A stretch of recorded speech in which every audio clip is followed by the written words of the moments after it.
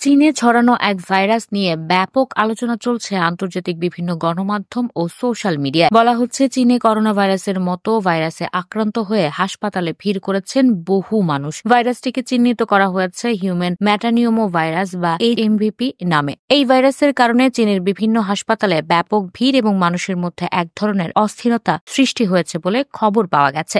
HMV-তে আক্রান্ত শনাক্ত হয়েছে মালয়েশিয়া, হংকং এবং ভারতের মতো দেশে। চীনের প্রতিবেশী অন্য দেশগুলো পরিস্থিতি পর্যবেক্ষণ করছে। এই ভাইরাসের সংক্রমণ বা ছড়িয়ে পড়ার খবরের সত্যতা নিশ্চিত হওয়া না গেলেও বিষয়টি বিশ্বকে আবারও এক বিপদের মুখে দাঁড় করাতে পারে বলে আশঙ্কা অনেকের। ভারতের সিকে বিড়লা হাসপাতালের ইন্টারনাল মেডিসিন কনসালটেন্ট ডাক্তার তুষার তায়াল বলেন, চীনে কি পরিস্থিতি চলছে সে সম্পর্কে আমরা কিছু জানি না। তবে প্রথমত এই ভাইরাসটি নতুন নয়, 2001 সালে এটি চিহ্নিত করা হয়েছিল। এর উপস্থিতি আগেও ছিল। HMVP শ্বাস-প্রশ্বাসজনিত এবং ফুসফুসে প্রবেশ করে ক্ষতি করতে পারে। শ্বাস-প্রশ্বাসজনিত হাজার হাজার ভাইরাস পৃথিবীতে আছে।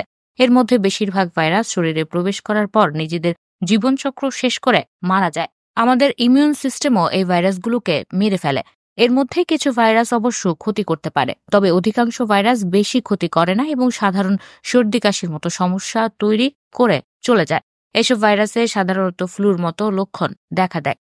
HMVP সাধারণত শিশু ও বয়স্কদের আক্রান্ত করে। HMVP-র উপসর্গগুলো ফ্লু এবং অন্যান্য শ্বাসযন্ত্রের সংক্রমণের মতোই। সাধারণ উপসর্গের মধ্যে রয়েছে কাশি, জ্বর, নাক বন্ধ হওয়া এবং শ্বাসকষ্ট। প্রায় 2 বছর আগে প্রথমবারের মতো HMVP ভাইরাস শনাক্ত হলেও এখন পর্যন্ত এর টিকা আবিষ্কার হয়নি। চিকিৎসকরা বলছেন, করোনা মোকাবেলায় যেসব সতর্কতা নেওয়া হয়েছিল, একই পদক্ষেপ এই ভাইরাসও প্রতিরোধ করা সম্ভব।